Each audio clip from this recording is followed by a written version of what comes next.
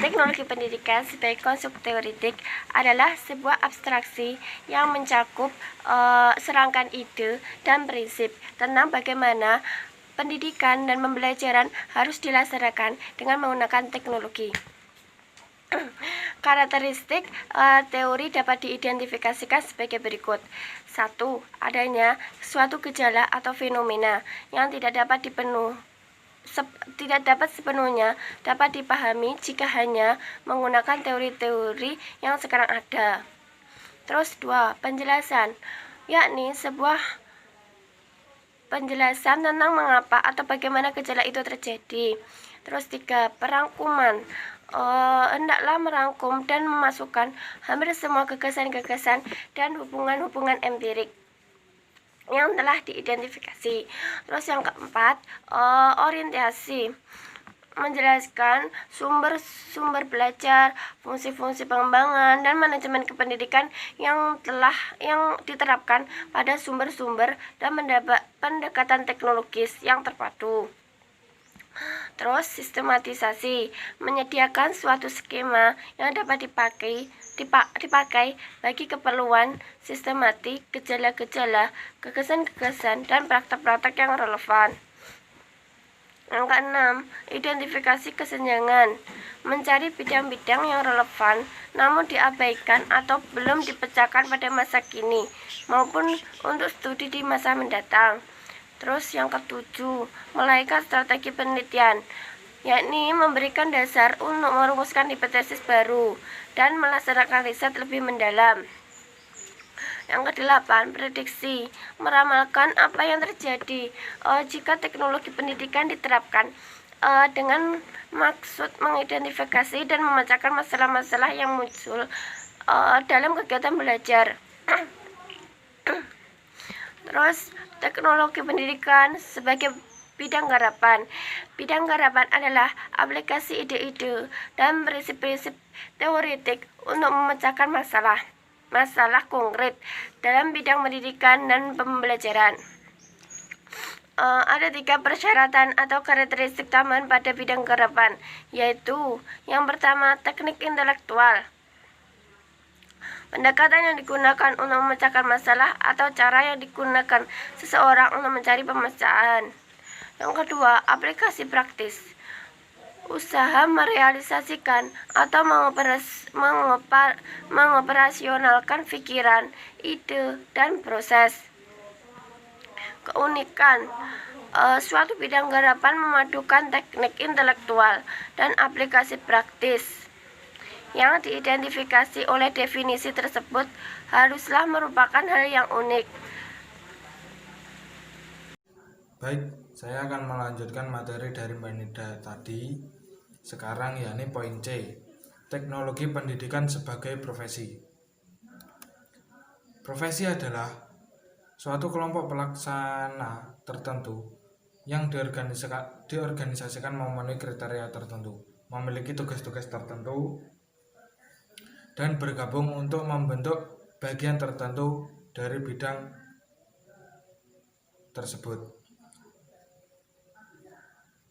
Untuk mendefinisikan teknologi pendidikan sebagai profesi, terlebih dahulu harus memenuhi syarat-syarat untuk mendefinisikan bangunan teoretik dan bidang garapan. Selanjutnya, definisi tersebut harus mencerminkan semua karakteristik profesi lainnya. Yang pertama, yakni latihan dan sertifikasi. Latihan dan sertifikasi. Latihan adalah waktu yang lama diperlukan untuk mengembangkan spesialisasi dan teknisi dalam profesi tersebut. Harus ada beberapa ketentuan tentang sifat-sifat latihan, baik melalui peraturan pemerintah maupun melalui suatu sistem akreditasi terhadap lembaga-lembaga latihan. Standar yang kedua yakni standar dan etika. Perumusan etika menunjukkan sebagaimana anggota profesi itu harus bertingkah laku. Seperangkat standar memberikan petunjuk mengenai bahan, peralatan, fasilitas yang digunakan oleh orang-orang dalam profesi tersebut. Namun, dengan demikian publikasi kode etik dan buku petunjuk tentang standar itu sendiri tidaklah dapat memberikan jaminan apa-apa. 3. Kepemimpinan. Kepemimpinan diperlukan untuk memanfaatkan setepat-tepatnya penemuan-penemuan yang ada sekarang dan melihat kecenderungan di masa mendatang.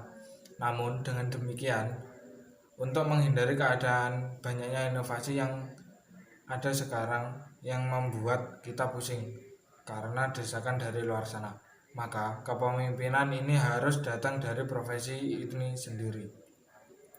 Yang keempat, asosiasi dan komunikasi. Organisasi profesi yang kuat diperlukan untuk mengembangkan dan mengimplementasikan karakteristik lainnya, terutama standar dan etika, kepemimpinan, dan latihan. Hanya organisasi yang kuat yang dapat memaksakan dengan sungguh-sungguh aplikasi praktis standar dan etika. Yang kelima, yakni pengakuan sebagai profesi. Anggota profesi harus mempercayai adanya profesi yang bahwa mereka menjadi anggotanya. Eksistensi suatu profesi tidak dapat dipercayakan begitu saja kepada para pelaksana. Mereka harus menginginkan berdirinya dan mengakui pentingnya organisasi profesi. Nah, yang keenam, tanggung jawab profesi. Tidaklah cukup bahwa suatu profesi itu hanya sekedar menggunakan teknik intelektual, harus juga untuk diaplikasikan secara praktis. Profesi itu juga harus dipertanggungjawabkan penggunaan teknik intelektual tersebut. Profesi harus bertanggung jawab atas penggunaan teknik intelektual dalam bekerja di masyarakat. Selanjutnya yang ketujuh, hubungan dengan profesi lain. Mungkin saja dapat lebih dari satu profesi yang bekerja dalam bidang garapan teknologi pendidikan ini. Masing-masing profesi ini satu sama lain saling berhubungan baik secara eksplisit maupun implisit dalam beroperasi di bidang garapan tersebut. Profesi sendiri, penafsiran tentang kode etik juga memiliki pengertian yang sama. Kode etik suatu profesi adalah norma-norma yang harus diindahkan oleh setiap anggota profesi di dalam melaksanakan tugas profesinya dan dalam hidupnya di masyarakat. Norma-norma tersebut berisi petunjuk bagi anggota profesi tentang bagaimana mereka melaksanakan profesi dan larangan-larangannya, yaitu tentang ketentuan-ketentuan tentang apa yang tidak boleh diperbuat oleh mereka. Tidak saja dalam menjalankan tugas profesi, melainkan juga menyangkut tingkah laku anggota profesi pada umumnya dalam pergaulan sehari-hari di masyarakat.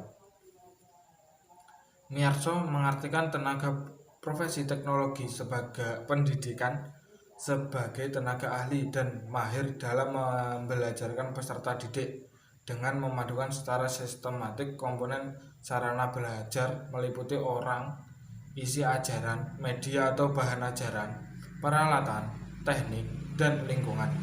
Apa yang dikemukakan Miyarso apabila dihubungkan dengan definisi teknologi yang dikemukakan oleh AECT 1994 sangat relevan. Dalam AECT 1994 telah dirumuskan definisi teknologi pendidikan seperti telah disebutkan dalam latar belakang di atas, bahwa teknologi pembelajaran adalah teori dan praktek dalam desain, pengembangan, pemanfaatan, pengolahan, serta penilaian proses dan sumber untuk belajar. Dari kedua definisi tersebut, maka pengertian profesi teknologi pendidikan adalah tenaga ahli yang melakukan teori dan praktek dalam mendesain, mengembangkan, memanfaatkan, serta menilai proses dan sumber untuk membelajarkan peserta didik. Lebih lanjut, Miyarso mengemukakan bahwa ciri utama dalam profesi pendidikan adalah adanya kode etik pendidikan dan pelatihan yang memadai, serta pengabdian yang terus-menerus. Kode etik sebetulnya mempunyai tujuan melindungi dan memperjuangkan kepentingan peserta didik, melindungi kepentingan masyarakat, bangsa, dan negara, melindungi dan membina diri sendiri sejawat profesi, dan mengembangkan kawasan dan bidang kajian teknologi pendidikan. Pendidikan pelatihan dimaksudkan untuk memberikan pembelajaran mengenai teknologi pendidikan kepada mahasiswa atau mereka yang telah menyelesaikan studi mereka di program studi pendidikan. Dengan cara ini, mereka akan dapat bekerja lebih profesional dengan pengabdian yang terus-menerus merupakan bentuk karya nyata dari seorang berprofesi teknologi pendidikan dalam menjelaskan peserta didik melalui layanannya seperti fasilitas dan sumber belajar. Oke, terima kasih. Sekian untuk materi hari ini. Ada kurang lebihnya saya mohon maaf yang sebesar-besarnya. Jangan lupa like, komen, dan subscribe.